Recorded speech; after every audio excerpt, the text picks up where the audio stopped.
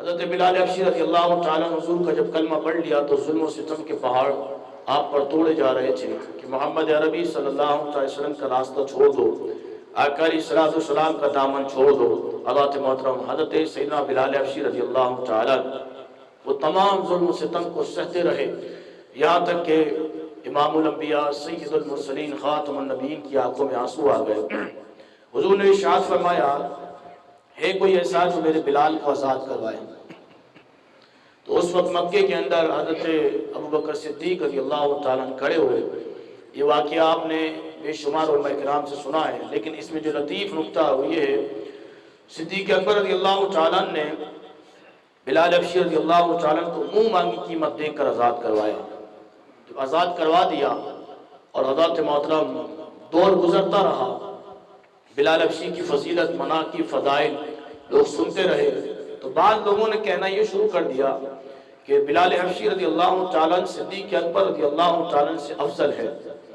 جب سیدنا بلال حبشی رضی اللہ تعالیٰ کے کانوں میں آواز گئی کہ لوگ یہ کہتے ہیں کہ صدیق اکبر رضی اللہ تعالیٰ سے میں افضل ہوں، حضرت بلال حبشی رضی اللہ تعالیٰ کی آنکھوں میں آنسو آ گئے اور آپ نے لوگوں سے خطاب کر کے فرمایا لوگوں کہ بلال حبشی رضی اللہ تعالیٰ ابوبکر سے افضل کیسے ہو سکتا ہے؟ فرمایا صدیق اکبر رضی اللہ تعالیٰ کی ایک چھوٹی نیکی کہ جو اس نے بلال کو آزاد کروایا ہے، فرمایا وہ بلال حبشی رضی اللہ تعالیٰ نے، فرمایا بلال ایک چھوٹی نیکی ہے، فرمایا جو اس نے بلال کو آزاد کروایا۔ ابوبکر صدیق رضی اللہ تعالیٰ کی تو بڑی بڑی نیکیاں ہیں، ان کے مقام، ان کے مرتبے کو، ان کے رتبے کو کون پہنچ سکتا ہے؟ حضرات محترم، یہ ہوتا ہے عشق مصطفیٰ صلی اللہ علیہ وسلم، جو حضور کے قریب ہوں، جو حضور کے یار غار، جو حضور کے وفادار۔ حضرات محترم، پھر دوسرے جو ساتھ رہنے والے ہوتے ہیں وہ ان کا اس انداز میں خیال کرتے ہیں، کیونکہ اسلام عزت دیتا ہے۔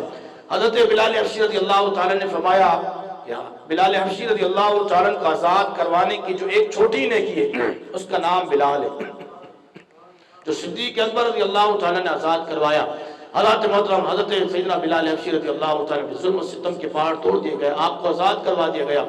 پھر آپ نے مکہ شریف سے مدینہ شریف ہجرت فرمائی۔ جب آپ مدینہ شریف پہنچے تو اسلام کے پہلے مؤذن کا نام بلال حبشی رضی اللہ تعالیٰ نے، بولے سبحان اللہ۔ اسلام کے پہلے مؤذن کا نام بلال حبشی رضی اللہ تعالیٰ نے۔ حضور نے ارشاد فرمایا قیامت کے روز میری امت کے مؤذنوں کی گردنیں بلند ہوں گی، لیکن فرمایا میرے بلال کی گردن ان تمام گردنوں میں سب سے زیادہ بلند ہوگی۔